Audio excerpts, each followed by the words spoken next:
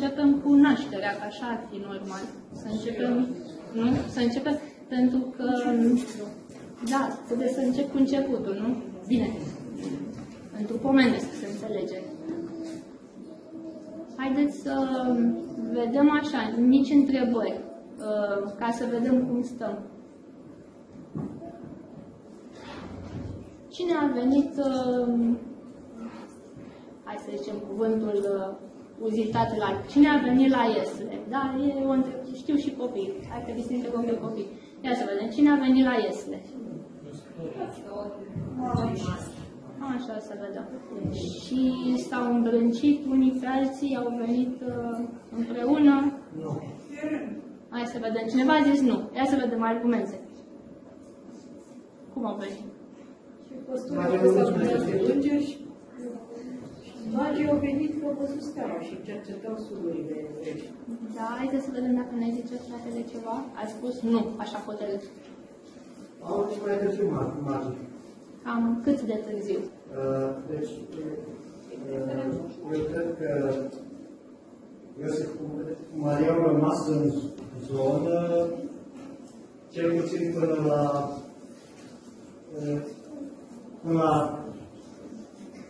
curățirea Mariei, după 40 de zile. Aha. Deci n-au plecat în noaptea aceea.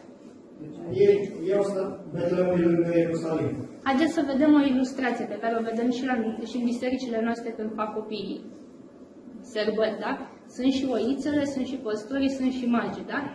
Sunt toți acolo. Așa este la biserică, da? Sunt toți, grămadă. Și trebuie să plece în noaptea aia. Unde mai așteaptă 40 de zile? Dar haideți să deschidem Biblia, să vedem cum stau lucrurile. Unde apar magii, unde apar păstorii? În Matei. În Matei apar unii și în Matei și în Luca apar ceilalți. Haideți să vedem. Mai are cineva vreo părere? Că trebuie să vedem ce părere avem și să vedem ce argumente biblice avem. Că trebuie să dăm socoteală de nădejdea noastră, da? Și de lucrurile pe care noi zicem că le știm. O să... Așa, mai cei de-a locului, care de pe loc, care sunt de zonă. Acolo oamenii ei se întâlnesc, Așa. comunică, Da. și vin ceilalți care vin de departe, de grămadă. Asta e logica lucrurilor.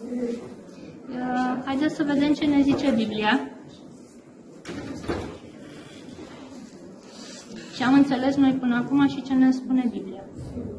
Haideți să deschidem la Matei, sau poate să începem cu Luca, că la Matei sunt magii. Deschidem la Luca întâi, pentru că așa ne-a zis sora, că sunt mai aproape păstori. Haideți să deschidem la Luca întâi, că acolo sunt păstori. În Luca vedem că, să știți că Luca, spre deosebire de ceilalți evangheliști, încearcă să pună date în felul lui. Și zice, pe vremea lui Cezar Augustus când s-a făcut cutare. După aceea despre Ioan Botezătorul când este omorât, zice cam pe vremea când... Deci el încearcă să pună date. O să spun, în luna cutare s-a întâmplat. Luca este medic și probabil că este învățat să fie mai meticulos, să întrebe când, cum. Un medic întreabă ca să pună diagnostic, bine, te întreabă de când te doare, ce ai făcut. Și o să vedeți că Luca are date. Deci ceilalți interesează mai puțin, mai mult sau mai puțin. Luca este cel care încearcă să ne dea cadrul istoric. Ne spune Luca că era pe vremea unei porunci pentru recensământ, pentru înscriere. Și aici, da, Luca 2. Și ne spune că nu s-a mai găsit loc pentru Iosif și Maria și că l-au culcat într-o iesle. Vă provoc să citiți din Hristos, Lumina Lumii, și comentariul la Matei, când vin magii.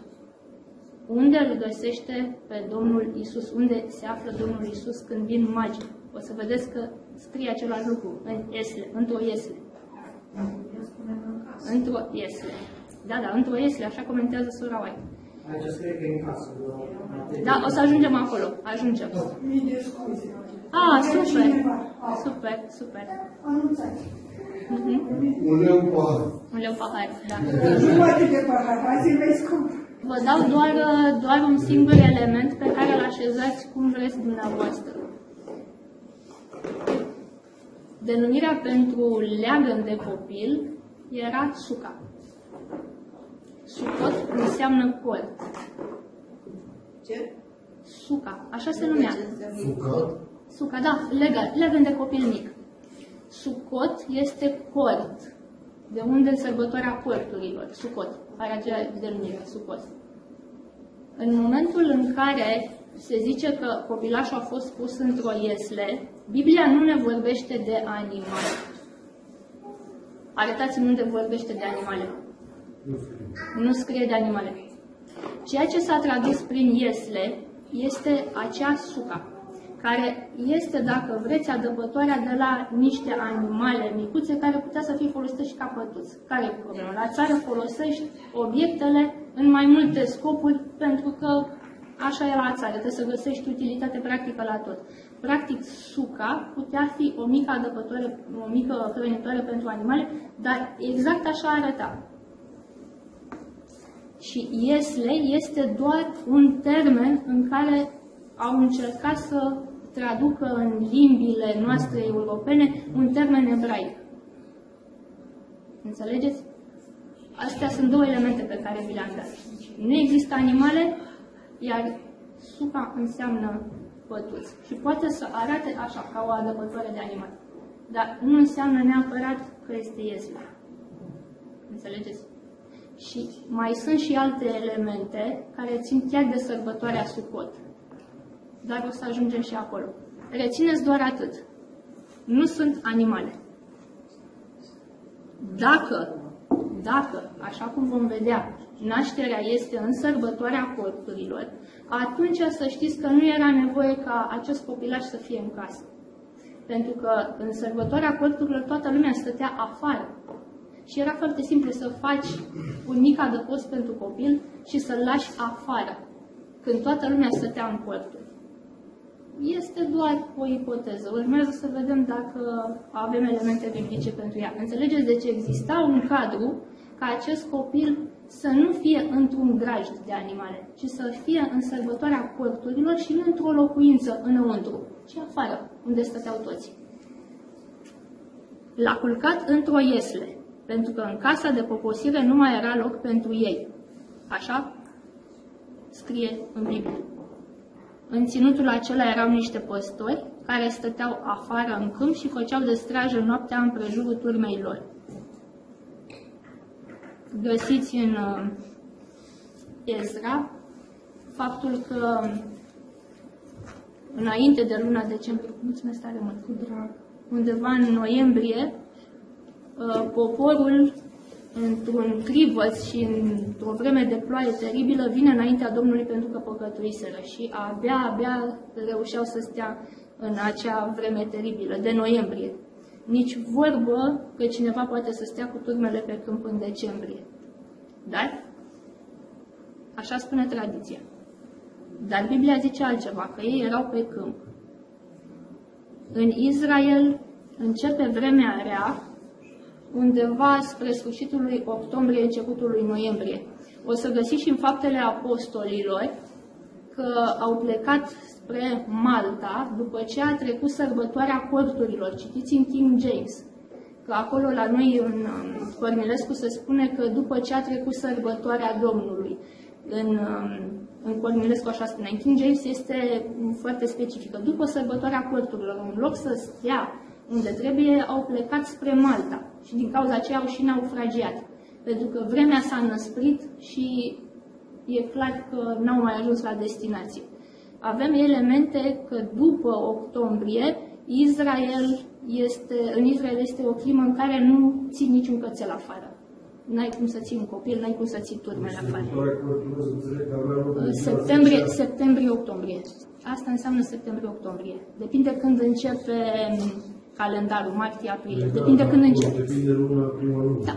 Deci martie-aprilie. Depinde prima lună ca să știi când se termină. Și aici vedem păstorii care stăteau afară și făceau de strajă. Vine îngerul Domnului și le spune: nu vă temeți că își va aduc o veste bună, da, le vestește venirea Mântuitorului și le spune semnul.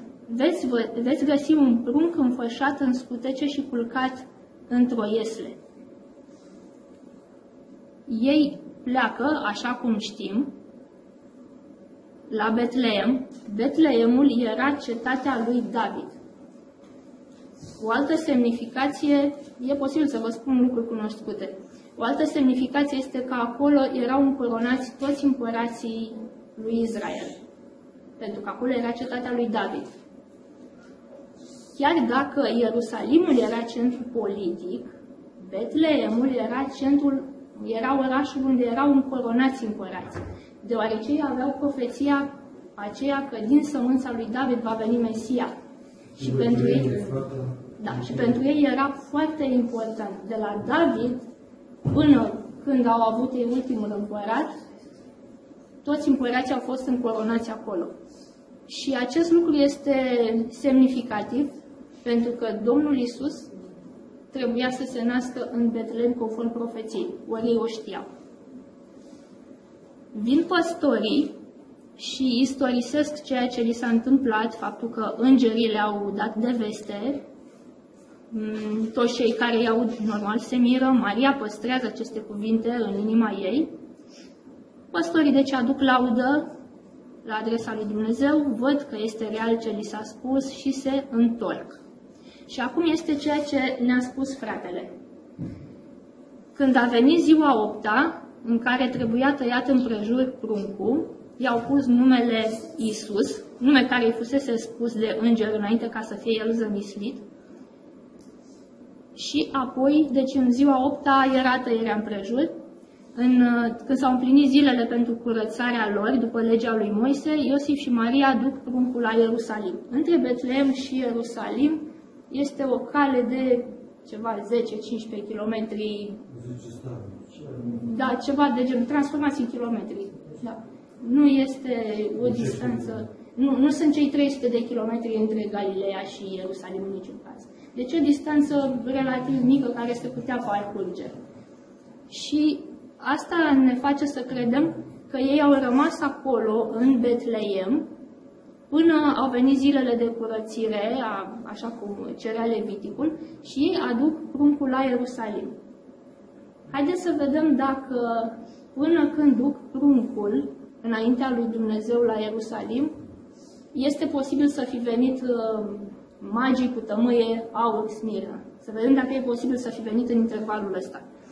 Și uitați ce zice versetul 24. Ei aduc jertfe o pereche de turturele. Sau, deci zice, ca să aducă jertfe o pereche de turturele sau 2 pui de porumbei, după cum este poruncit în legea Domnului. Ce părere aveți de versetul 24? Asta era jertfa pe care o aducea cel mai sărumat. Da, cei mai săraci. Vi se pare că aveau aur, smirnă și tămâie? Da? Nu veniseră încă magii. Trecuseră 40 de zile și nu veniseră încă magii. O lună și jumătate aproape. Pentru un copil de 4 clasă, câte zile trebuia să fie? Da, 40. Să zicem o lună și jumătate, cel puțin trecuseră și nu văd dovada că ar fi venit magii. Și așa pot să aflu felul ăsta, adică ziua. Vedem, avem elemente suficiente. Și vin cei 2 oameni sfinți al lui Dumnezeu, Simeon și Ana, care prorocesc.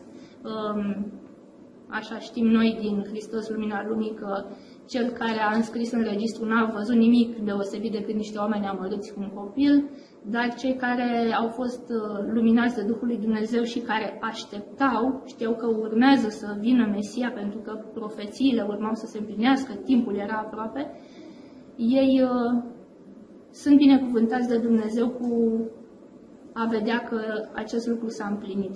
Cu toate că nu vedeau decât niște oameni amărâți și un copil de oameni scutece, da? Care abia se născuse. Și totuși ei, prin Duhul lui Dumnezeu, au primit încredințarea că s-a împlinit făgăduința. E foarte interesant. Gândiți-vă ce au văzut. Nu au văzut nimic. Înțelegeți? Au văzut prin puterea credinței. Au văzut. Și mai ales că știau că urmează să se împlinească. Acum, cum citiți versetul 39? După ce au împlinit tot ce poruncea legea Domnului, adică jertfa care trebuia adusă, s-au întors în Galileea, în cetatea lor Nazaret. Da, a plecat. Dar nu-i nimic, va trebui să ne-a lansat întrebarea și acum trebuie să răspundem noi la ea. Deci, zice că s-au întors în Galileea. Da? Păi, nu au plecat în Egipt. Au plecat așa sărmani, au plecat în Galileea. Cineva a zis, apoi nu, s-au dus în Galileea după ce au venit din Egipt. Fals. După ce au venit din Egipt, s-au dus în Betlehem. Pentru că au mers pe ideea că trebuie să fie încoronat și recunoscut ca rege, o să vedem. Deci după ce au venit în Egipt, ei tot au vrut să rămână prin Betlehem, prin Ierusalim, pe undeva, ca să fie recunoscut copilul lor ca rege, așa li se spusese de Dumnezeu. Nu s-au dus în Galileea după Egipt, o să vedeți. Dar aici ni se spune că s-au întors în Galileea. Eu vreau să cred ce zice Biblia. Acum lăsăm deoparte Luca, haideți să mergem la Matei, unde vorbim de magi. Aici povestea este mai interesantă. Ni se zice că după ce s-a născut Iisus în Betlehemul din Iudeea, da? Deci Matei confirmă ce a zis Luca. Luca de altfel așa începe, că eu am adunat toate aceste povestiri. Nu le știu eu personal. Adevărul că niciunul dintre apostoli nu le știa personal. Le-au adunat de la mama lui Iisus, cu care s-au închinat împreună cu frații lui Iisus. Deci au avut de la cine să adune informații. Dar ei personal nu au fost niciunul dintre ei de față la naștere. Toate informațiile sunt adunate. Matei confirmă ce zice Luca, că Iisus a născut în Betlehemul din Iudeea, în zilele împăratului Irod. Și zice Matei ceva, că vin niște magi din răsărit la Ierusalim. Și oamenii ăștia întreabă ceva ciudat. Unde e împăratul de curând născut al iudeilor? Întreabă direct de un împărat. Și zic ei, fiindcă i-am văzut steaua în răsărit. Împăratul și tot Ierusalimul se tulbură. Împăratul îi adună pe preoții cei mai de seamă, da, cum știm, și îi întreabă ce scrie în cărțile voastre, când trebuie să se nască. Și ce zic învățații? În Betlehemul din Iudeea. Știau ei, conform lui Daniel, când trebuia să se nască? Eu vă spun că da. Și conform lui Mica și conform lui Daniel și unde, când și... Da, deși când. Tot au știut și când. Și zice, păi știi, așa scrie, că uite acolo. Da. Deci ei știau și zice, păi uite că așa. Și atunci Irod face un al doilea pas, îi cheamă în ascuns. Deci nu îi cheamă într-o audiență publică, îi cheamă pe ușa din spate. Îi cheamă în ascuns. De ce? Îi cheamă ca să afle de la ei vremea în care se arătase steaua. Ce-l interesează pe Irod? Când s-a născut copilul ăsta de împărat care trebuie să-mi ia mie locul? Vrea să afle când a apărut steaua, pentru că, în mod evident, când a apărut steaua, trebuia că s-a născut copilul. Da, asta este evident. Și el îi trimite pe magi, duceți-vă, sigur, duceți-vă și cercetați cu lux de amănunte, nu lăsați nimic necercetat și vreau să vin și eu ca să mă închin. Da, asta este fariseismul cel mai frumos. Da, trebuia, el era un bun strateg, nu trebuia să-și dea pe față gândurile, normal. Magii îl cred pe cuvânt, pleacă din Ierusalim, că l-au zis de stea, cum știm, și ajung ei la locul unde era pruncul. Ia uitați-vă ce zice versetul 11. În ce grajd intră magii? În casă. Da? Cum vine asta? Păi și cum rămâne cu că nu mai era loc și că a fost într-un iesle, cum rămâne cu povestea aia? Înțelegeți? Cum rămâne cu povestea cu ieslea? Da? Deci au intrat în casă, au văzut pruncul cu Maria, nu era și Iosif. Nu era și Iosif. Acum nu știu, era plecat să taie lemne, nu știu, era plecat la... Deci era mama lui cu pruncul în casă, tatăl era în mod normal dus să... Era la lucru, e normal, deci era o zi normală de lucru. Era o zi absolut normală. Nu mai suntem la momentul... Da, asta este ideea. Nu mai suntem la momentul în care vin amândoi după o călătorie și n-au unde să stea în casă și stau afară și vedem pe amândoi când vin păstorii, dar aici deja este situația unei vieți normale. Este mămica cu pruncușorul în casă și tatăl e la treabă. Da? Înțelegeți care sens? Am găsit în Luca, tocmai am citit că s-au întors în Galileea. În Luca? Da? În Luca. S-au întors în Galileea, că nu erați aici, ca să luați firul de unde l-ați lăsat. Deci s-au întors în Galileea. Dar stând ei și rumegând lucrurile așa și gândindu-se ce au zis Simeon, ce a zis Ana, ce au zis păstorii, păi oamenii ăștia să gândesc peste așa și noi cum facem? Ia uite ce au zis toți oamenii ăștia, că este ceva important cu copilul nostru. Păi hai să ne întoarcem în Betlehem. Hai să ne întoarcem acolo. Înțelegeți că are logică? Deci oamenii aceștia s-au întors în Galileea la ei acasă, au fost chemați de forță majoră, că așa le-a poruncit guvernatorul, vă duceți fiecare în cetatea voastră, de unde sunteți, ca să vă înscrieți. Acolo s-au dus forțați. Dar ei acum s-au întors să locuiască ca să-și crească copilul la facultate la Iași. Înțelegeți? S-au mutat tot cu familie la Iași ca să-și crească copilul la facultate la Iași, la facultatea de medicină. Și s-a mutat toată familia la Iași. Ați întâlnit împrejurări de astea, deci familia locuia nu știu pe unde și s-au mutat cu toții. Deci, vreau să ziceți că în Alfa, deci, măcar până la terenul de jur? Nu, n-ați fost aici. Am zis că da, au rămas acolo, era un drum scurt până la Ierusalim. Că era și sărbătoarea portului. Da. Asta era ideea, că nu zice nimic de vite. Fiind sărbătoarea corturilor, toată lumea stătea afară. Și era simplu să faci un adăpost pentru copil afară. Toată lumea... Este simplu. E foarte simplu de explicat. Apoi ei se întorc în Galileea, așa spune, ei veniseră acolo forțați împrejurări pentru că au vrut, dar acum, având în minte cele 3 mărturii ale păstorilor, ale lui Simeon și ale lui Ana, oamenii ăștia nu mai au stare și se gândesc bine și nu cumva trebuie să mă duc acolo la Betlehem, unde e locul unde sunt încoronați regii. Acolo trebuie să fie copilul meu recunoscut ca rege, să gândesc ei. Cine știe, moare Irod și vine Dumnezeu și îl ia pe copil de prunc și îl pune pe tron, așa, prunc. Nu știu ce a fost în mintea lor, dar ei trebuie să fie pruncul acolo. Și ei se întorc în Betlehem. Îl regăsim aici, în Matei. Îl regăsim în Betlehem, în momentul în care duce o viață normală familia și spunea, tatăl e la lucru evident și numai mama e cu pruncul în casă.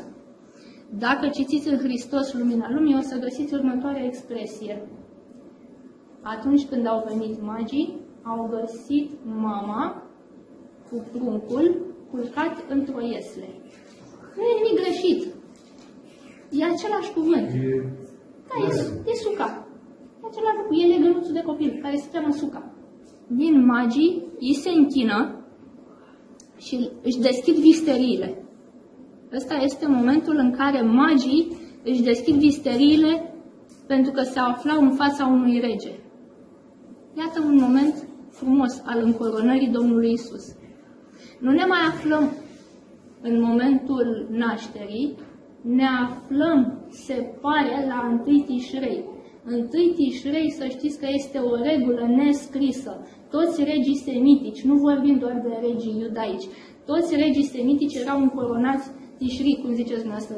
Eu am discutat mult cu cineva de limbă spaniolă și la ei sună Tișri. Tișri este corect, cum am spus. Deci, la 1 Tișri era încoronarea. În Sucot se depășise, da? Se depășise sărbătoarea. Și atunci, probabil că ăsta este intervalul până când vin magii și încoronarea lor, încoronarea Domnului Iisus ca împărat recunoscut de cer, nu și de pământ, prin acești magi trimiși de cer, se pare la 1 Tișri, pentru că atunci este o dată a încoronării regilor. Este foarte interesant. Deci asta este o probabilitate foarte mare. Eu vă dau datele, lăsați ca Duhul lui Dumnezeu să vă spună dacă stau așa sau nu lucrurile. Cert este că e o perioadă destul de lungă, iar în alte limbi, nu și în română, să știți că se face o deosebire foarte mare între cuvântul copil folosit, pe care îl găsesc în acea iesle când vin păstorii, și copil mic. Expresia copil mic, când vin de data asta magii. Ăla nu mai este prunc, e copil mic. Deci există o diferență terminologică, pe care noi nu avem în Cornilescu. Păi și la prima vedere, Matei nu se comportează cu Luca. Nu, pentru că sunt evenimente separate. La distanță dintre Sucot și Tișrei anul următor. Cam asta ar fi distanța. Deci oamenii s-au întors în Galileea, sufletul lor n-a mai avut pace gândindu-se că ceva se va întâmpla cu copilul ăsta, se întorc, ajunge și la Egipt, se întorc în Galileea, își găsesc de muncă să poată avea casă în care să locuiască, așa se face că acum au găsit pe mamă în casă, nu afară în grajd. Nici atunci nu era în grajd, vorbesc așa, conform tradiție. Și acum mămica este în casă. Vin acești magi care aduc daruri, aur, tămâie și smirnă, acestea sunt niște obiecte valoroase, da? Deci dacă ar fi fost de acum încolo să se ducă pruncul la templu, vă dați seama că nu ducea o pereche de porumbei. Da? Aveau aur. Aveau aur, smirnă și tămâie. Dar eu am o întrebare. A stat steaua atât de mult pe cer? Călătoria lor a fost de foarte departe și a fost un lucru foarte ciudat. Ei nu călătoreau ziua. Știți ce înseamnă să călătorești noaptea prin deșert? Este o imposibilitate absolută. Dar ei, cu ajutorul lui Dumnezeu, au călătorit atunci când se vedea steaua. Și se pare... Eu am întrebat dacă steaua a stat atât de mult pe cer, pentru că spune când s-a născut. Și a stat atât intervalul până când i-a găsit magii. Practic i-a călăuzit pe drum. A stat atât călăuzindu-i pe ei pe drum. Era un cor de îngeri, nu era dar vreau să spun că îngerii nu au o problemă să stea cât le dispune Dumnezeu. Ei au stat atâta timp cât a fost nevoie ca să-i călăuzească pe drum. Și drumul a fost destul de lung. Repet, ei n-au călătorit ziua. Că n-ai cum să vezi ziua stelată. Da?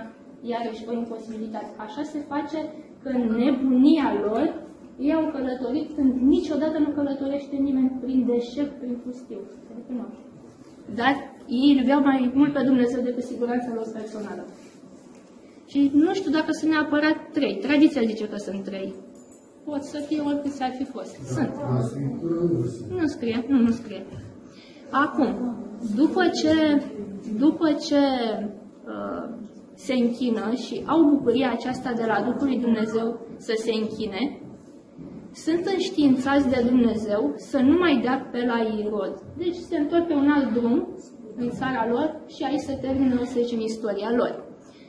După ce pleacă magii, haideți să citim versetul 13, după ce au plecat magii, deci imediat după ce au plecat, un înger al Domnului se arată în vis lui Iosif, deci vine omul acasă obosit de la muncă, da? Vine acasă, că el nu fusese când au fost magii. Maria îi povestește, uite, au venit magii, uite ce au adus oamenii ăștia, uite ce e aici. Deci este încoronarea regelui. Aur, smirnă și tămâie. Erau simbolurile regelui. Regele fusese recunoscut de cer. Și Iosif își pune mâinile în cap, aoleu, ce e asta? Nu cred că au înțeles oamenii la momentul acela, dar vor înțelege. Pentru că în acea noapte îi se arată lui Iosif în vis un înger al Domnului care îi spune, acum scoală-te, acum, noaptea. Acum scoală-te, ia pruncul și pe mama lui și fugiți în Egipt. Acum. Înțelegeți? Acum. N-au mai trecut 8 zile până la tăierea împrejur, n-au mai trecut 40 de zile de curățire ca să se ducă la templu. Înțelegeți? Acum, în noaptea aia. Tata vine de la muncă frânt de oboseală, vede aurul tămâie, își pune mâinile în cap leșină, că nu știe ce e acolo, adorme omul cum o fi adormit și îți trezește îngerul. Hei, gata, pune de săgile și pleacă cu copil cu tot. Înțelegeți contextul? Deci asta este distanța între cele două evenimente și de aceea au loc și mergerea la templu, deci nu se contrazice Biblia. De aceea are dreptate și Luca când ne vorbește de întoarcerea în Galileea, de aceea are dreptate aici și Matei când ne vorbește de faptul că în casă l-au găsit magii și că a plecat chiar în noaptea aia cu Iosif. După care se întâmplă ceva interesant. Irod, care tot aștepta să se întoarcă magii, își dă seama că ăștia nu mai vin pe la el. Și se cam necăjește. Și atunci, ce face Irod? Își dă seama că e înșelat, da? Cum sună versetul 16? Irod, când a văzut că fusese înșelat de magi, da, s-a mâniat, a trimis să omoare pe toți pruncii de parte bărbătească de la 2 ani în jos, care erau în Betlehem și în toate împrejurimile, și acum e acum, potrivit cu vremea pe care o aflase întocmai de la magi. Ce aflase el de la magi? Întocmai. Ce a întrebat? Păi ni s-a spus ce a întrebat. Când s-a născut pruncul? Când au văzut? Da? Când a apărut steaua?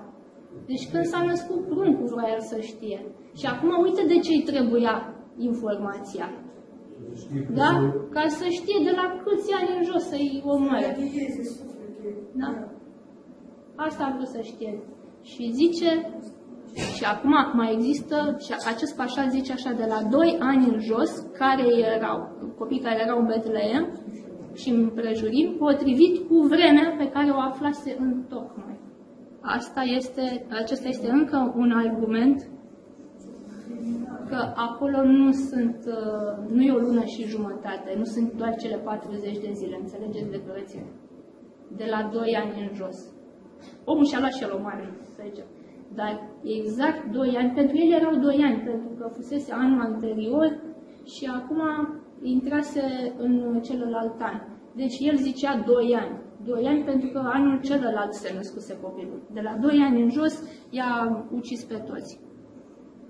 Asta este împrejurarea în care pleacă cu pruncul în Egipt și haideți să mai reținem ceva.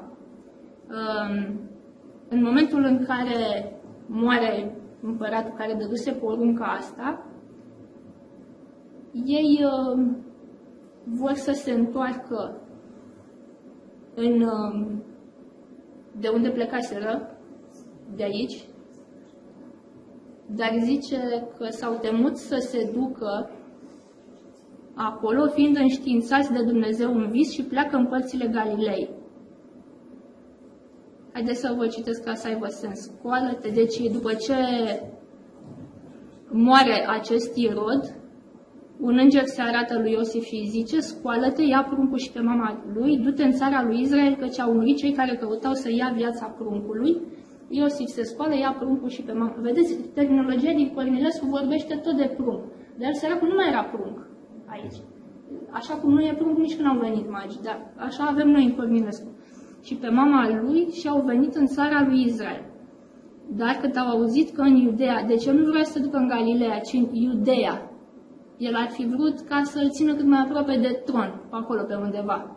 El vrea să ajungă în Iudea. Credeau că se va întâmpla repede ceva, o recunoaștere a acelui copil. Au vrut să se întoarcă în Iudea. Betlehemul era în Iudea, era Betlehemul din Iudea. Dar au auzit că împărățește Arhelau în locul tatălui său Irod. Și istoria spune că era mai rău decât taică-sul. Arhelau, era un om mai rău.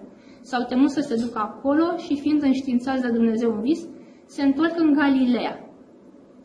Deci Dumnezeu nu lasă ca Iisus să crească în Iudeea. Pentru că trebuia să se împlinească o altă profeție legată de Galileea neamurilor. Nu? Și atunci ei ajung în Galileea contrar a ceea ce părinții doresc. Până aici să zicem că nu avem dificultăți majore. Haideți să ne întoarcem la Luca. Să-mi ziceți dacă aveți vreo dificultate până aici.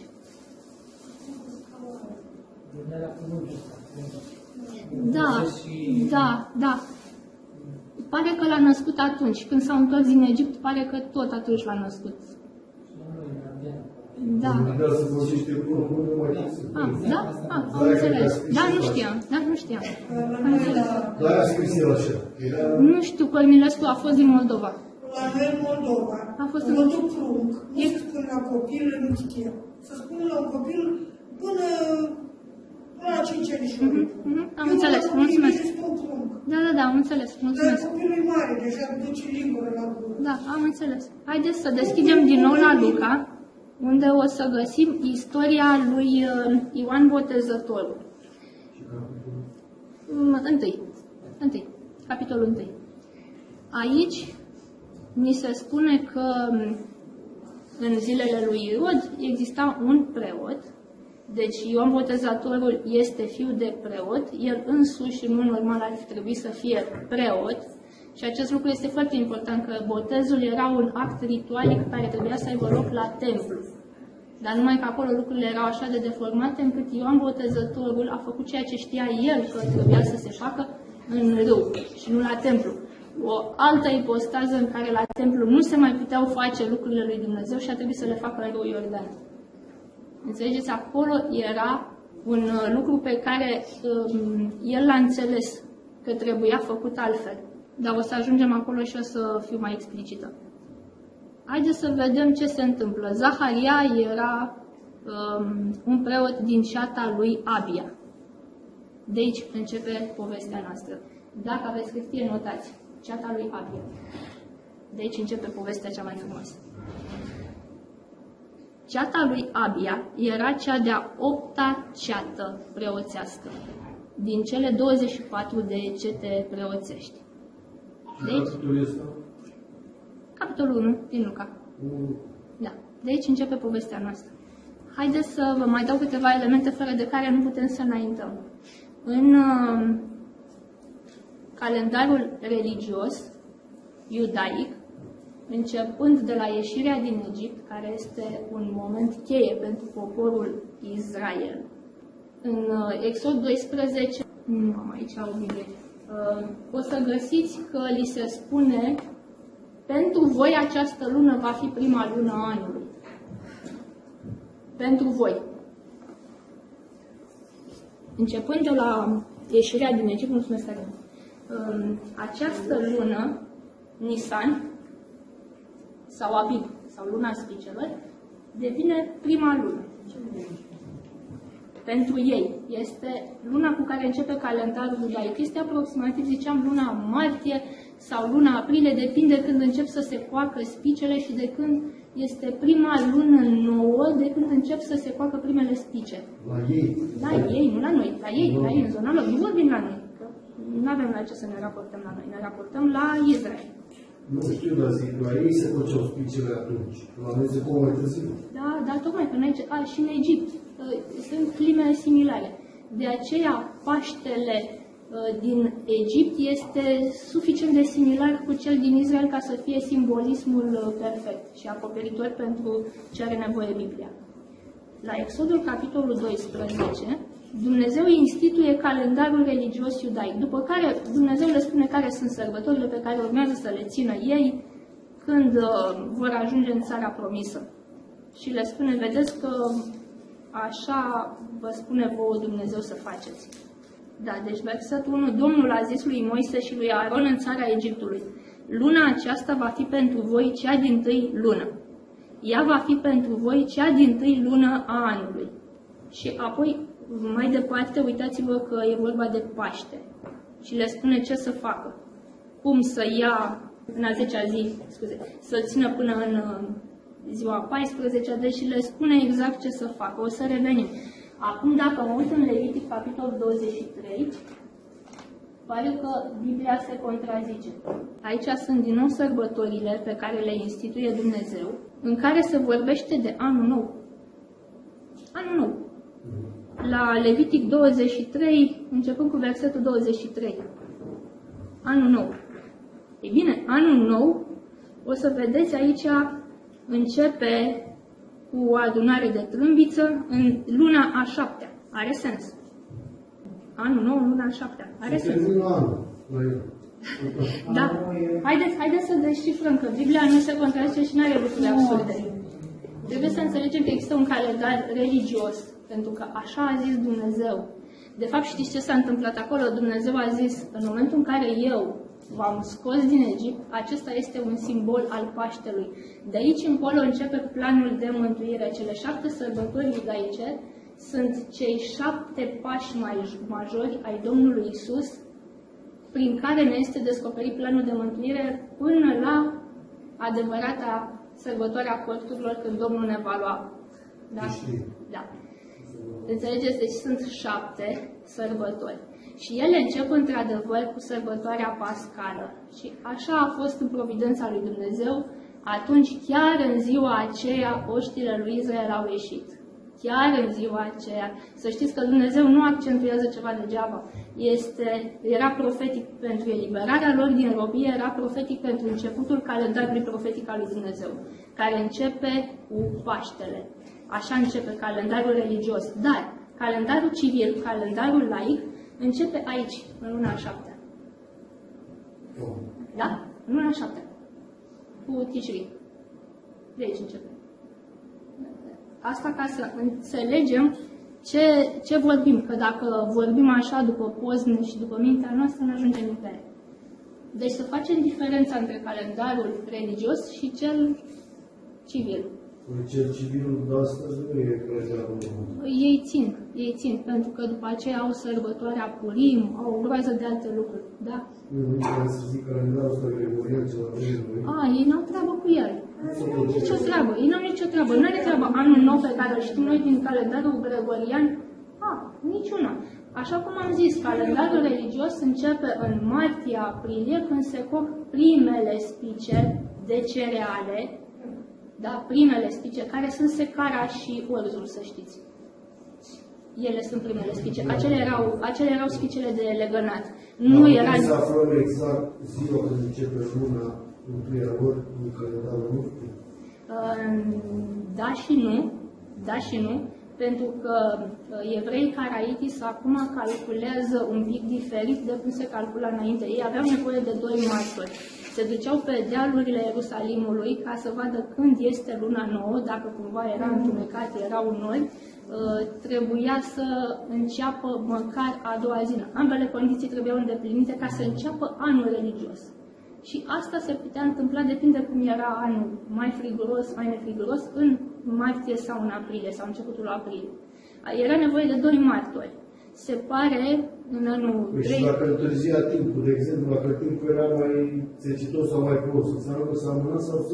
Da, dar nu putea fi decât martie-aprilie. Putea să fie ceva zile diferențe. Exact. Deci nu putea fi jumătate de an, nu putea fi foarte mult. Deci poate diferi o săptămână, 2 de la un an la altul. Da, clar. Dar acolo era începutul. Am înțeles care e diferența față de calendarul religios, cel religios față de cel civil. Ați înțeles? Deci avem în Biblie diferența aceasta. Dacă înțelegem când începe anul religios, atunci vom putea să înțelegem când s-a născut Ioan Botezătorul. Și o să înțelegeți bine, dar poate era vorba de Domnul Iisus. O să vedeți? Da, o să vedeți că au legătură. Da. Haideți să vedem. Deci, ați reținut că era din ceata lui Abia. Cine vrea poate să se ducă la 1 Cronici 24, unde se spune că a 8-a, mie mi-afișează aici când pun cursorul. 10 și am pus cursorul. 1 Cronici 24, de la 10 la 19, este înșiruirea tuturor celor 24 de cete. Acolo sunt enumerate toate cetele preoțești. Și a 8-a era pentru Abia. Eu am pus cursorul și mie mi-a apărut imediat. Deci a 8-a ceată era cea a lui Abia. E foarte important. Încă un verset care nu e la voia întâmplării pus în Biblie și o să vă rog să-l reținem. Amândoi, Zaharia și soția lui Elisabeta, erau oameni neprihăniți înaintea lui Dumnezeu, erau oameni evlavioși, altfel spus, oameni... Nu aveau păcat. Nu, erau oameni care încercau să țină toate orânduielile, așa spune, și păzeau fără pată toate poruncile, toate rânduielile Domnului. Vă imaginați, doi oameni vârstnici care încearcă să fie pe plac Domnului. Ei n-aveau copii. Așa se întâmplă cu toți oamenii importanți al lui Dumnezeu. Cu Avram, cu Sara, ați observat? Să știți că aici este o metaforă foarte interesantă a pustiului din care iese poporul lui Dumnezeu. Foarte importantă metaforă. Parcă toți au câte o problemă. N-au cum să aibă descendenți. E o problemă importantă a imposibilității de a aduce Mesia, pe Mesia pe lume, sau dacă vreți, imposibilitatea noastră ca oameni să aducem mântuirea. E foarte interesantă metaforă. Dar să mergem mai departe. Pe când slujea Zaharia, înaintea lui Dumnezeu, la rândul cetei lui, o să găsiți, la rândul cetei lui, al lui Abia, o să găsiți diverse opinii. Că ele erau aleatoriu, se punea eventual într-o căciuliță să trăgea bilețele astea, glumesc eu. Deci că erau aleatorii, că erau începând cu 1 ianuarie, conform anului gregorian, că erau începând cu 1 Tișrei, conform calendarului civil, de la anul nou. Veți găsi toate aceste opinii. Cea mai corectă, cea mai plauzibilă, este faptul că Zaharia, așa cum zice Biblia, slujea la rândul cetei lui, nu într-o neorânduială, ci în a 8-a ceată, așa cum ne spune și contextul și textul de aici, la rândul cetei lui, deci în a 8-a săptămână de la începutul anului religios. Da, de atunci. Haideți să facem un mic exercițiu, pentru că aveți foi și aveți caiete. Haideți să vedem ce înseamnă dacă începem cu 1 Nisan și încercăm să vedem cam unde ar fi a 8-a săptămână. Dacă începem cu 1 Nisan, înseamnă că la sfârșitul celei de-a doua luni, da, 1 Nisan este prima lună, la sfârșitul celei de-a doua luni, aproximativ, anului calendaristic, al anului religios, ar fi slujit el. Lui a ieșit să intre să tămâieze într-o anumită zi. Îi se arată un înger și îi spune că rugămintea lui a fost ascultată. Contextul ne spune că el se ruga Domnului când să vină Mântuitorul, pentru că știa că s-a apropiat vremea, conform Scripturilor, ca să se nască Mântuitorul. Și el întreba, Doamne, când vei aduce eliberarea lui Israel? Așa înțelegea toată lumea, așa înțelegea și tatăl Ioan Botezătorul, că vine eliberarea lui Israel. Când vei face lucrul ăsta? Vedeți? Și mie mi se întâmplă să mă rog, Doamne, știi, are cu tare o problemă. Și Dumnezeu mă zice, păi și de ce nu te duci tu? Mi se pare că și lui Zaharia s-a întâmplat la fel. El se ruga Domnului, Doamne, ai zis că urmează să vină Mesia, deja nu mai avea un împărat iudeu. Deja era jumătate, era Idumeu, era jumătate. Și el zice, Doamne, dar ăsta este Idumeu. Unde este Mesia? Trebuie să vină Mesia. Deci contextul avea. Și atunci, pentru că el se roagă, Domnul îi spune, ei bine, copilul tău va fi cel care va fi înainte mergătorul. Pentru că tu ai pe suflet lucrul ăsta, îți spun că tu vei fi cel care vei da naștere la antemergătorul lui Mesia. Și el zice, bine, dar eu sunt bătrân și nevastă mea este în vârstă. Iar Domnul îi zice, hai să vezi că așa se întâmplă. Știm că Zaharia rămâne o perioadă mut. Și acum, versetul 23. După ce i s-au împlinit zilele de slujbă. Câte zile de slujbă avea o ceată?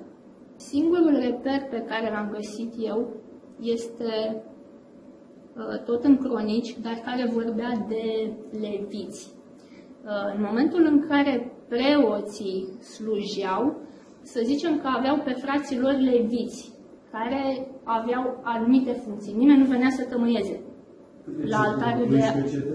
Poftim? Câte cetele? Se pare că erau atâtea, nu scrie Biblia, dar se pare că erau atâtea cât erau și cetele preoțești. Să ne amintim că și leviții făceau parte din aceeași familie lărgită, doar că descendenții lui Aron erau preoți.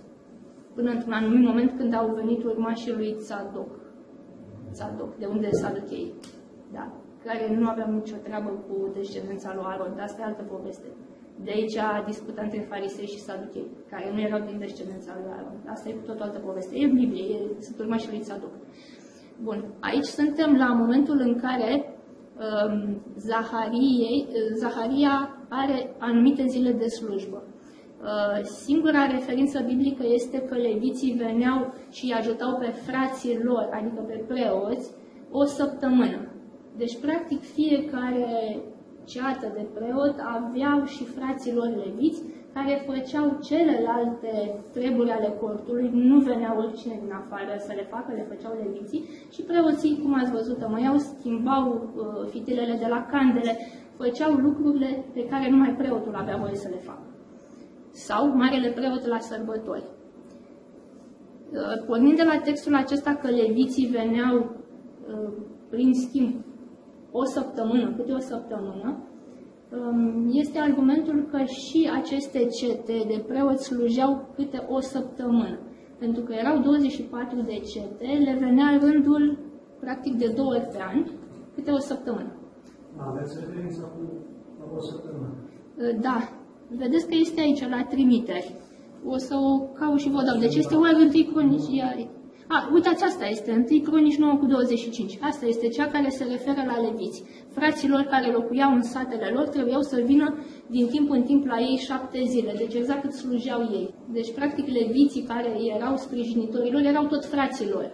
Asta este referința. Este singura, nu o să găsiți alta.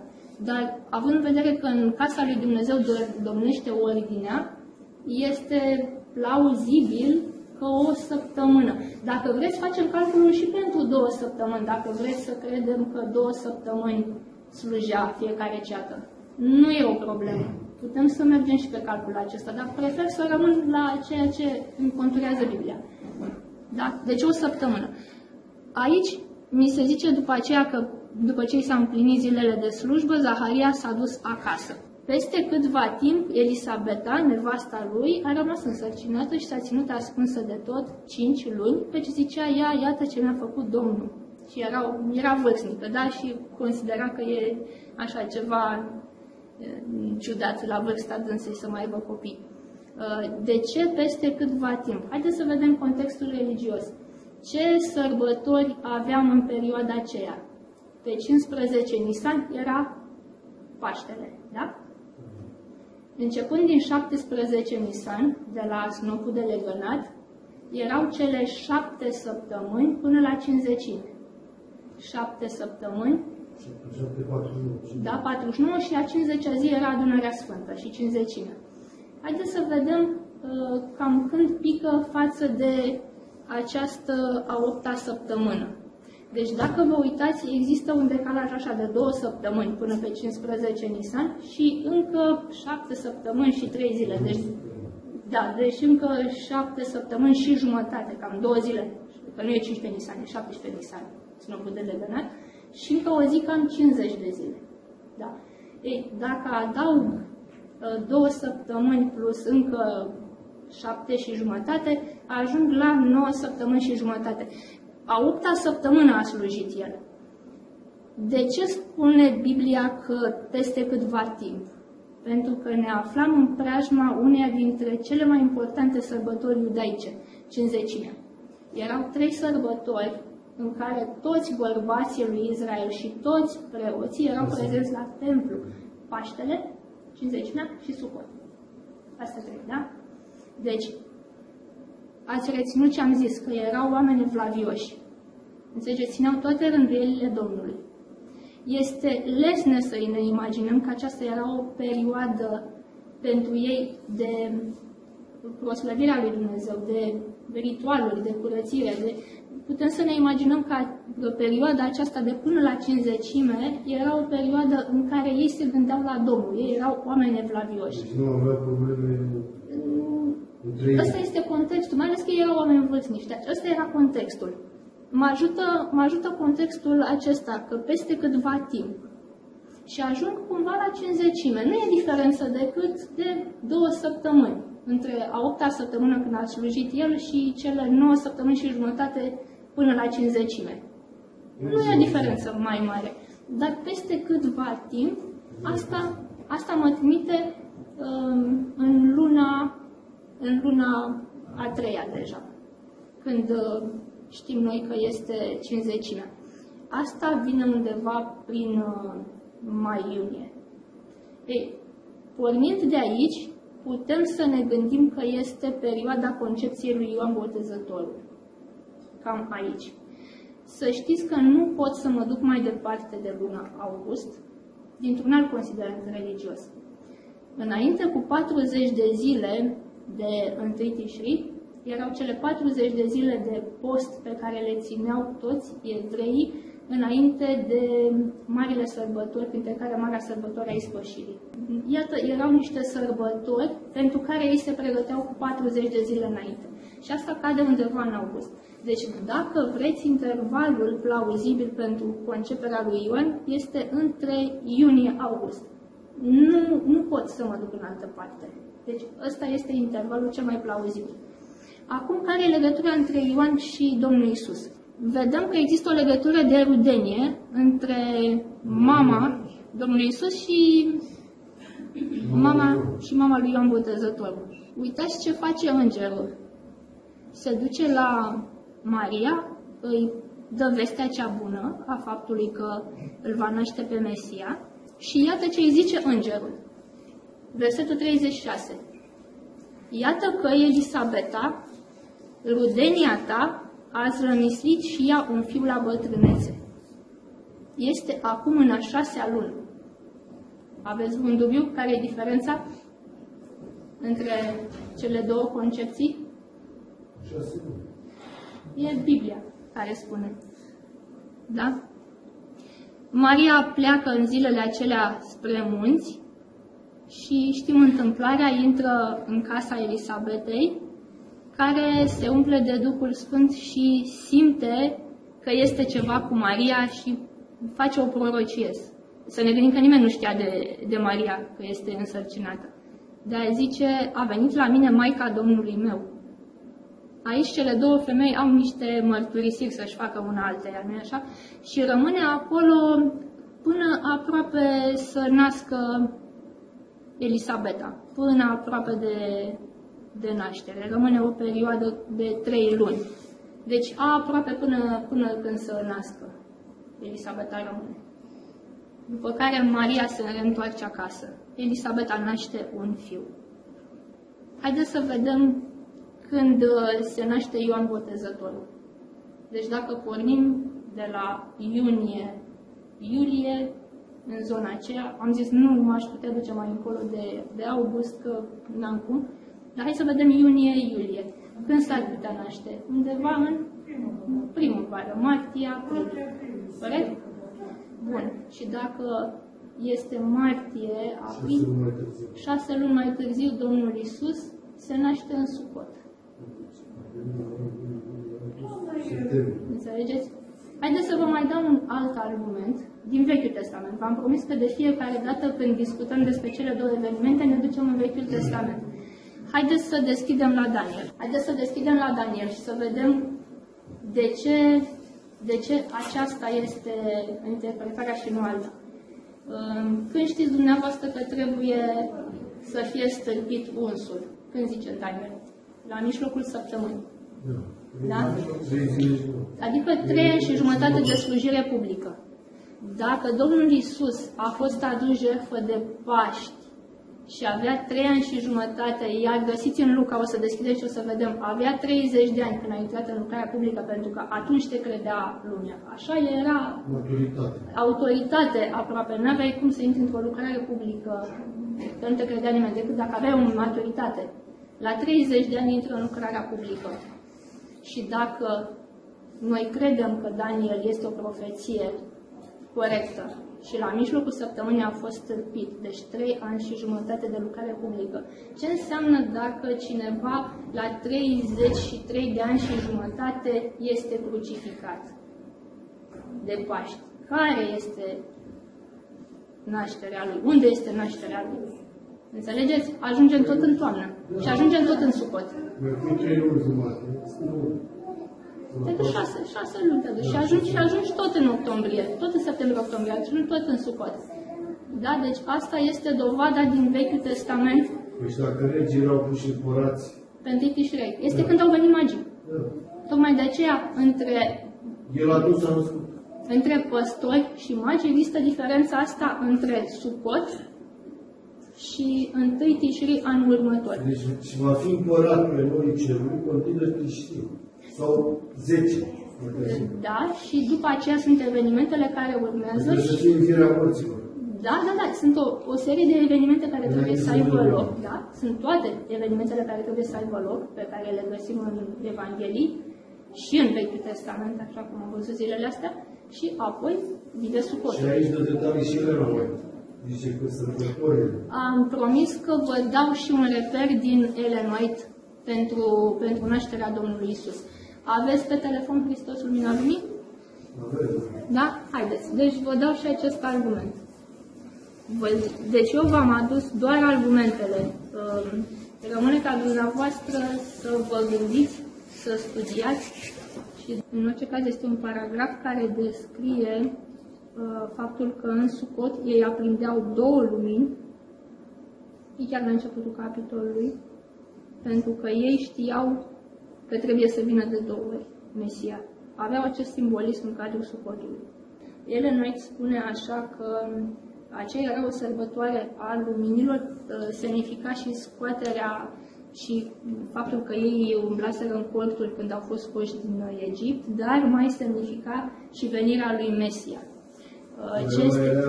Era sărbătoare, anul de veselie. Da.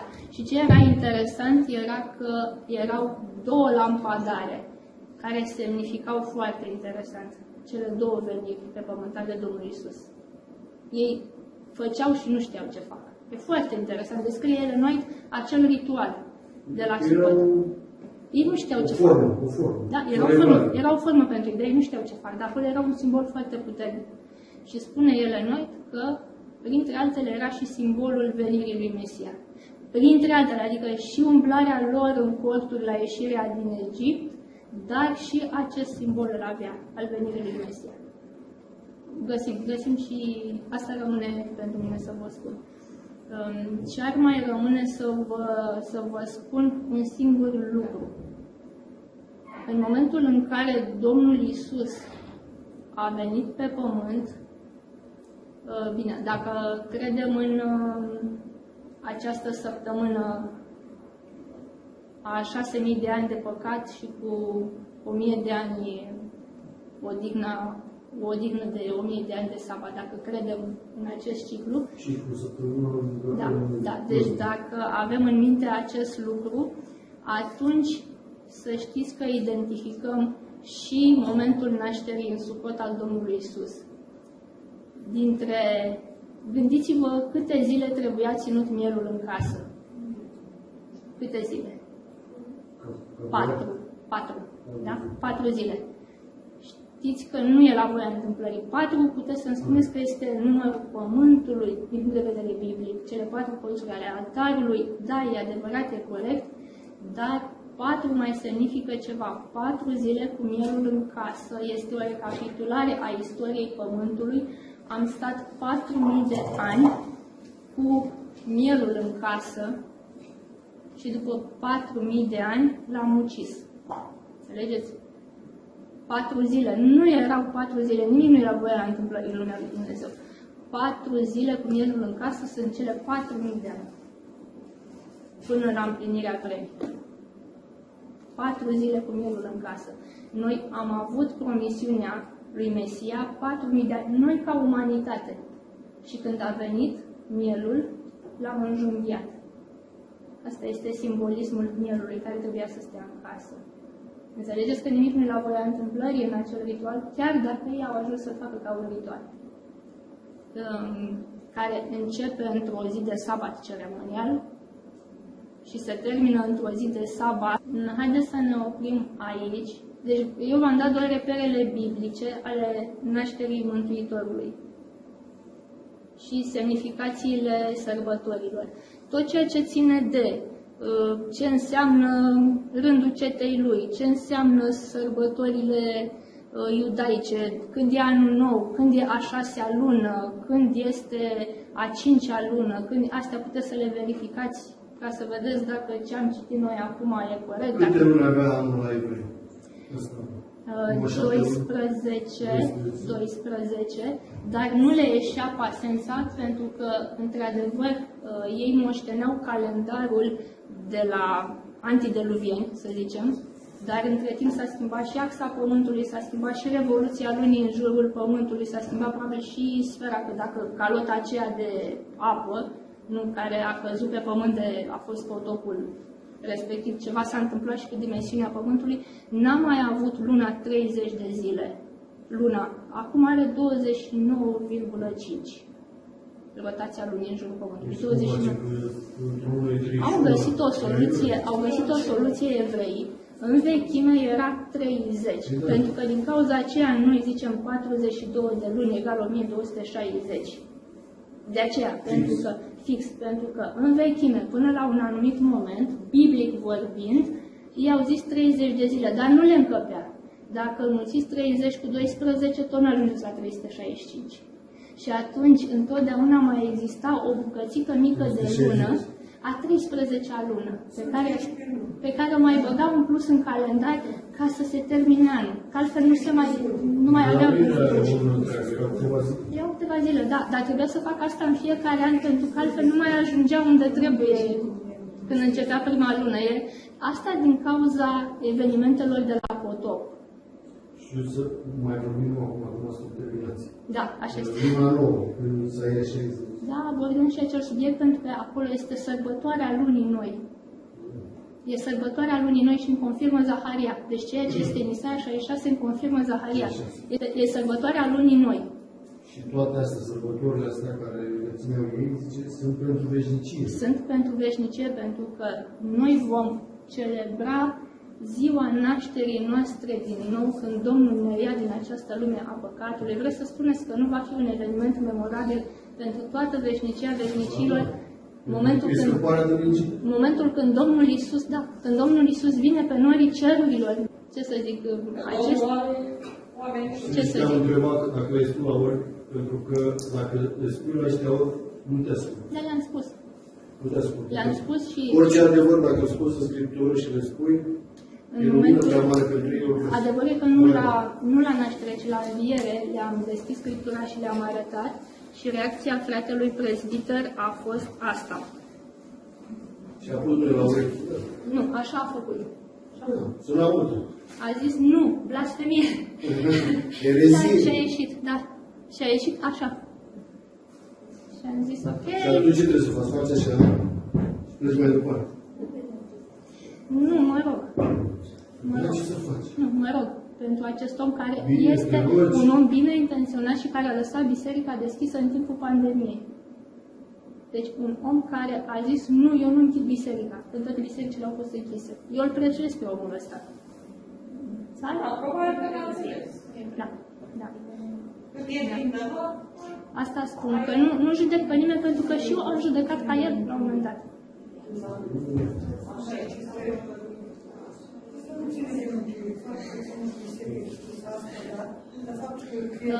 Este o părere falsă și o să vorbim când discutăm de 3 zile și de 3 nopți, ideea că nu ține de mântuire. Fac doar o afirmație în seara asta. Da, ține de semnul fiarei. Și o să vă demonstrez mâine seară că dacă nu 17 Nisan este spicul de legănat, atunci avem Duminica Florilor, oameni buni, atunci avem Duminica Cinzecimii, oameni buni, atunci avem Duminica Duminicilor și haideți odată să ținem Duminica. Înțelegeți ce vă spun? Dar dacă avem 17 Nisan, cum este biblic, atunci pică în sabat ziua Domnului. Și Ioan, la capitolul 1, zice, eram în ziua Domnului. Nu era nici sâmbătă, nici duminică, să știți. Sau și monedă ca adventiști. De ce nu am păstrat totuși diplomul ăsta iudaică până la urmă de la ei venit, nu?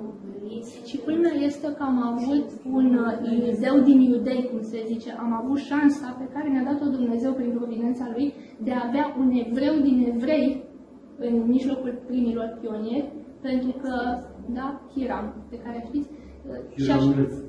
da, era evreu și din cauza aceea știm atâtea lucruri, pentru că el ca evreu avea această perspectivă pe care eu, ca să o am, vă dați seama cât m-am dat cu capul de pereți ca să aflu. Nu este simplu pentru noi să aflăm aceste lucruri, dar pentru Hiram era simplu, el le învățase de copil. Pentru el era ca și cum aș zice eu că e cerul albastru. Erau ceva normal. De un evreu legat de interpretarea Apocalipsei, știți că este cartea aceea Da, o știu. E o carte, să știți, bună, dar plătește tribut viziunii oficiale a bisericii. Din nefericire, când vorbește de Daniel, de Apocalipse 12 și 13. Deci plătește tribut unei viziuni oficiale, poate fi luată ca repere istorice, culturale, tot ce spune acolo. E o carte superbă, o știu. Dar în momentul în care vine să-mi povestească de Apocalipsa 12 și 13, se duce la viziunea oficială a bisericii să nu deranjeze. Dar e bună, o știu cartea, dar este extraordinar de bună. Se numește chiar așa, Daniel, și Apocalipsa. Sunt cărți diferite. Nu. Mi-amintesc autorul. Este evreu, într-adevăr. Da, așa zice Luca. Nu la 30 de ani. Nu la 30 de ani, la aproape 30 de ani, zice, a fost botezat. Aproape. Luca, v-am zis, Luca, fiind medic, el este foarte strict. Și zice la aproape 30 de ani. De ce? Pentru că nu ajunsese încă la Sucot. Nu se împlinise încă vârsta de 30 de ani când a fost botezat. El întâi a trebuit să treacă prin cele 40 de zile în pustie. Înțelegeți? Și după aceea a intrat în lucrarea publică. De aceea Luca zice la aproape 30 de ani. Deci era acolo, era diferență micuță. El intră în lucrarea publică și după aceea, știm, 3 ani și jumătate este lucrarea lui publică și este stârpit la jumătatea săptămânii, asta știm. Și practic 30 de ani, în momentul în care intră în lucrare, aproape 30, cum zice Luca, și zice bine ce zice, după care 3 ani și jumătate ajungi la Paști. Ca să vezi care e data nașterii, trebuie să dai acea jumătate de ani înapoi, ca să vezi când se împlinește vârsta. Dacă eu fac 50 de ani și jumătate în ianuarie, puteți să dați în urmă cu jumătate de ani să vedeți în ce lună m-am născut. Da? Deci este simplu, așa este și cu Domnul Iisus. Trebuie să dai înapoi jumătate de ani și ajungi în Sucot. Da. Deci ambele... Dacă aia 27, la anul 27 s-a întâlnit chestia asta, dăm 33 de ani înapoi, ieșim minus la... Nu, 27 este lucrarea publică. Atunci a început? Da, lucrarea publică. Da. Așa se numerotează, lucrarea publică. Dar ei știau, de ce ziceam că ei știau când s-a născut? Pentru că ei știau clar că urma să fie și preot și dacă urma să fie stăpit la jumătatea săptămânii, adică după 3 ani și jumătate de lucrare publică, ei știau că cineva intră în lucrare publică la 30 de ani. Și dând înapoi 3 ani și jumătate și cu 30, ei știau exact cum trebuia să se nască Mesia. De asta spun. Eu prima dată mi-am zis, dar de unde știau ei când trebuie să se nască? Locul unde, da, este Mica, este...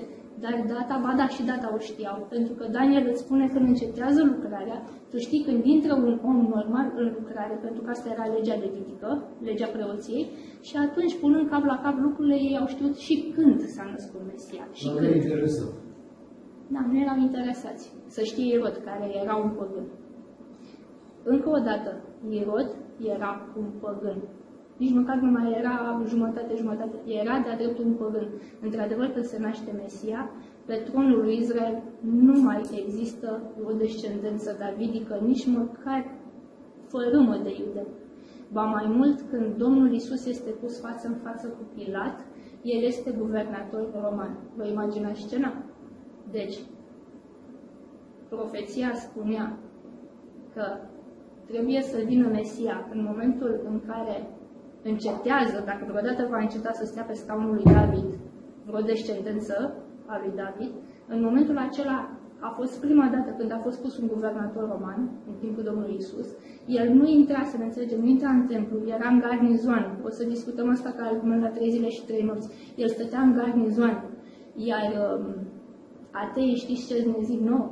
Că suntem niște mincinoși, noi creștinii care spun că s-au dus farisei ăștia la Pilat, pentru că era un drum pe care, în mod normal, nu-l făceai în sabat. Garnizona era în afara Ierusalimului și acum sunt vestigiile arheologice. N-aveau cum să facă în sabat un asemenea drum până la garnizon, cum am citit în Matei. Că vin și spun, dă-ne o gardă. Nu contează, până mâine dimineață sau 3 zile, cum am citit la în Biblie. Da? Deci n-aveau cum să se ducă până acolo. Dacă era un sabat. Dacă era un sabat ceremonial, da. Într-un sabat ceremonial aveai voie să faci mâncarea fiecărui minț? Aveai voie să faci mai mulți pași decât în sabat, da? Da? Deci nu era regula restrictivă din sabatul săptămânal. Este încă un motiv pe care mi l-am amintit acum, pentru care acest drum nu e drum de sabat și este argumentul ateilor împotriva noastră. Dar e un argument de altfel bun pentru 3 zile și 3 nopți. Pentru că eu nu susțin că este sabat. Deci, Pilat, vine guvernator roman, nu calcă în templu, nu calcă, pentru că le-a pângărit templu, iar el respectă religia lor, el domnește din garnizoană. Astea sunt date istorice, nu le spun eu. Și în momentul în care se întâlnește cu Isus, este un moment istoric. Se întâlnește Șilo, cel care a fost promis, când încetează ultimul împărat al lui David să mai stea pe tron, se întâlnește Șilo cu primul guvernator roman. Și acum la fel. Înțelegeți? Deci este foarte interesant. Când încetează descendența lui David și vine Pilat, atunci apare și Șilo. Și când îl întreabă Pilat care e adevărul, el se afla față în față cu împlinirea. El însuși împlinea o profeție. El, Pilat, împlinea o profeție. Așa se va întâmpla la venirea Domnului. Ultimul ăsta roman e ăsta de acum, că l-a murit. Vom vedea cum se zice, ne ajută Domnul să trăim și să vedem. Pentru că sunt încă 2 pași pe care trebuie să-i vedem împliniți. Și cum ăia, farisei și mai mari conducători, preoți și așa, n-au crezut, adică n-au știut, n-au vrut să știe. Ba da. Au știut, dar n-au vrut. Ba da. E, așa și știi acum, nu mai spun nimic că vine Domnul și aia 150 de ani, cel puțin. Iar eu spun că lucrurile astea nu sunt complicate. Într-adevăr, știți de ce mi-am spart eu capul să le aflu? Pentru că eu a trebuit să depășesc lucrurile știute. Înțelegeți ce mi-a fost greu? Mi-a fost greu să depășesc... Da. Înțelegeți ce mi-a fost greu să depășesc lucrurile pe care le știam, între ghilimele. Știute de toată lumea, între ghilimele. Știi cum le depășești, adică și tot așa am pățit. Când am dat manualul la o parte. Că dacă îți stai pe manual, pe tradiție, nu găsești nimic. O să vorbim mâine la 3 zile și 3 nopți, o să vă spun și toate opiniile oficiale, inclusiv ultima, care încearcă să rezolve problema celor 3 zile și 3 nopți, spunând că începe în Ghesimani. Ce începe? În Ghesimani. Bazându-se pe un citat din Elenoid care zice că a avut o frământare de moarte. Și sufletul meu, știți, este... Da. Deci încearcă să nu... Eu vă spun că chiar dacă numărăm din Ghesimani, suntem în ziua de 14 Nisan și nu iese nici așa. Nu iese nici dacă e de la Ghesimani. De ei încearcă să spună că de fapt de acolo sunt 3 zile și 3 nopți. Ca să iasă să nu N-ai cum să începi din Ghesimani, îți mai lipsește încă o zi și o noapte. Da? Dar faptul că cineva se străduiește, o voce oficială se străduiește să mai tragă busuiocul, mie îmi spune că sunt pe calea bună și mai ales că am, v-am zis, încă un reper în Daniel care îmi spune ce îmi spune. Și o să vă arăt în Exodul 16, că am exact, dacă cred în paralelismul biblic, vă arăt în Exodul 16 că am exact 3 zile și 3 nopți și exact aceleași zile. Exact aceleași zile sunt ca și la învierea Domnului Isus. De ce? Pentru că așa lucrează La Dumnezeu. ieșirea de Egipt, Paștele. Exact în acelea zile în care a avut loc crucificarea Domnului Isus. Moartea, trecerea prin Marea Roșie și învierea. Exact alea sunt zilele. Deci care au fost rezultate? Vorbim noi. Cred că poate nu se la noapte, știi? Păi dacă citiți Exodul 16 și țineți cont că, din punct de vedere biblic, luna are 30 de zile, iudeii ce fac acum? Să șmecher, pun așa 29, 30, 29, 30, dar tot nu le iese. Da? Nu contează. Noi știm biblic că trebuie să fie 30. Luați așa, uitați-vă în Exodul 16, vedeți ce spune. Când a fost primul sabat reinstituit de Dumnezeu, că el îi uitaseră până și de sabat și de zecime, de tot uitaseră ei. N-am uitat de zecime, dar nu știu dacă mai avem timp să vorbim.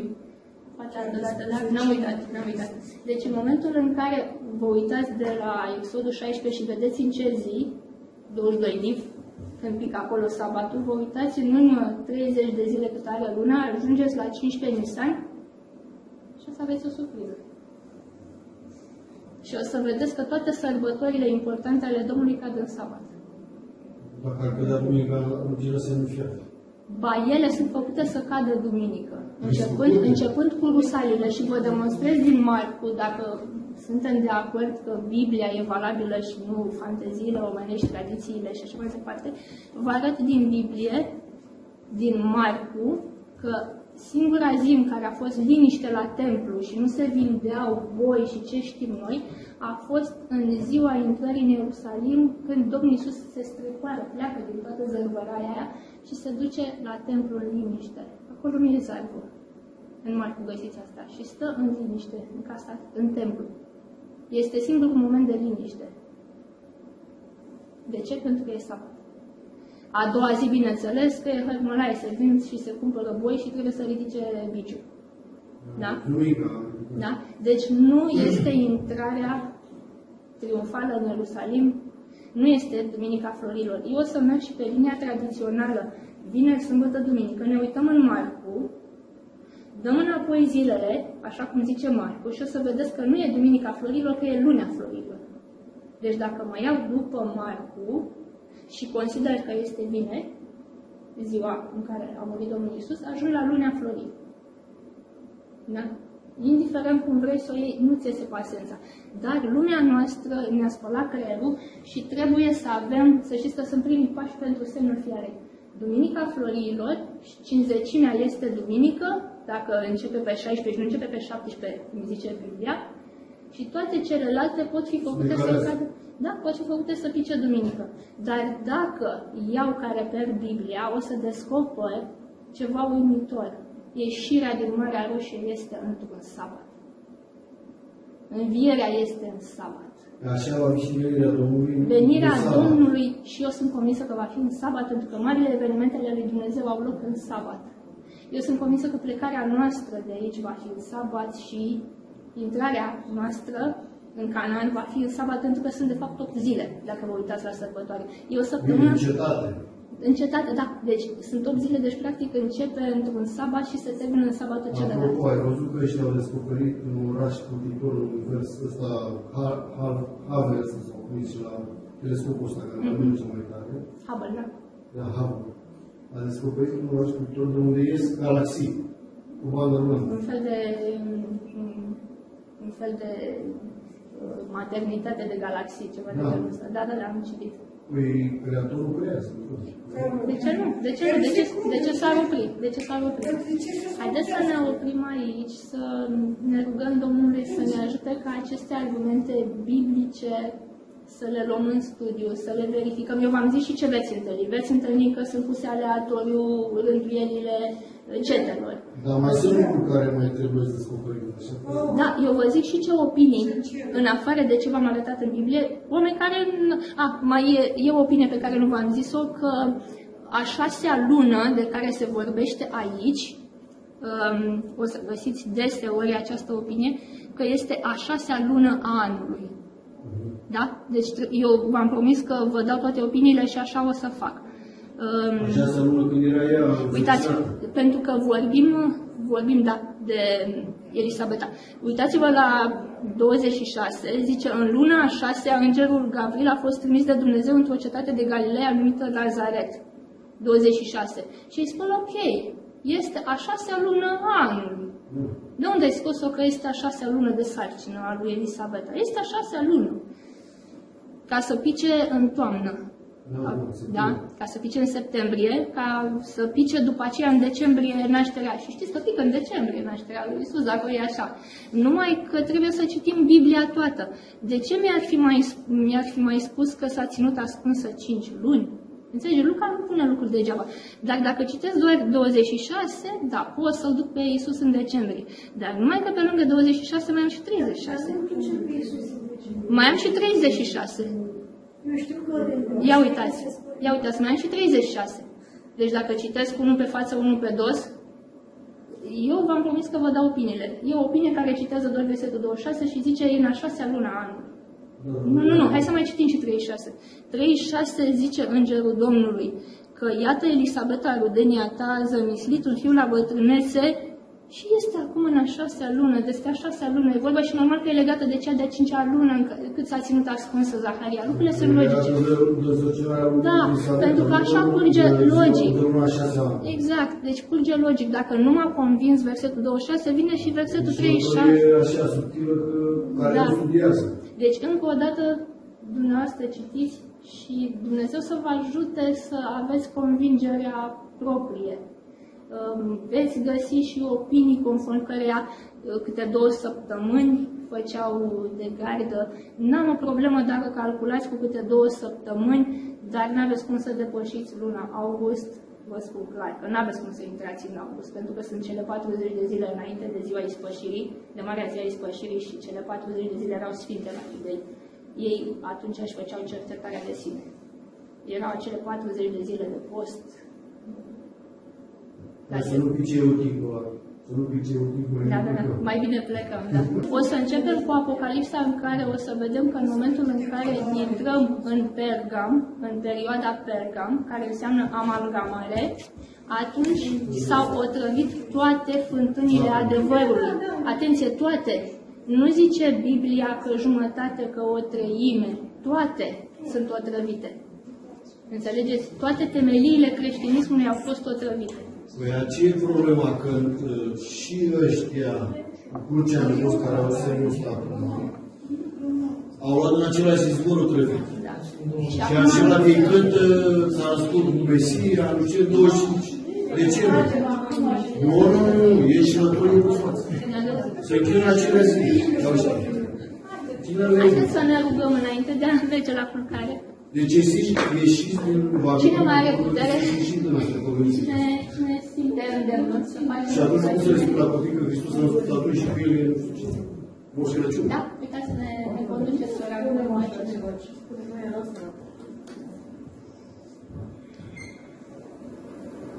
Tata noastră care ești în cer, stăm acum în mulțumire de la conștiință că în seara aceasta ai zis cu care să ne privești. Îți mulțumim că ai lăsat cuvântul acesta prin care poți să găsești un nou oameni. Personal, Doamne, îmi vreau să recunosc că eu nu am studiat Scriptura așa cum ar fi trebuit, că nu am așteptat să bine și pentru aceasta te rog să mă ierți. Trăim în vremuri tulburi și Tu ai nevoie de oameni care să stea în Scriptură pentru adevăr. Ai nevoie, Doamne, de un cor care să te reprezinte, cu care Tu să poți declara în fața lumii și în fața universului că este un popor special al Tău. Ai nevoie de urmă și Ți dorim să facem toți parte din ea. De aceea avem nevoie ca să ne dai Duhul Sfânt pe măsură pe care astfel încât să ne călăuzească în cercetarea Cuvântului. Tu chemi ca poporul Tău să iasă din Babilon, să iasă din orice fel de confuzie. Amin. Și pentru acesta avem nevoie de puterea Duhului cel Sfânt, avem nevoie de clarificări în mintea noastră, astfel încât să te putem reprezenta corect și Tu să scoți prostă din numele prin care îi punem mâna Ta și și noapte.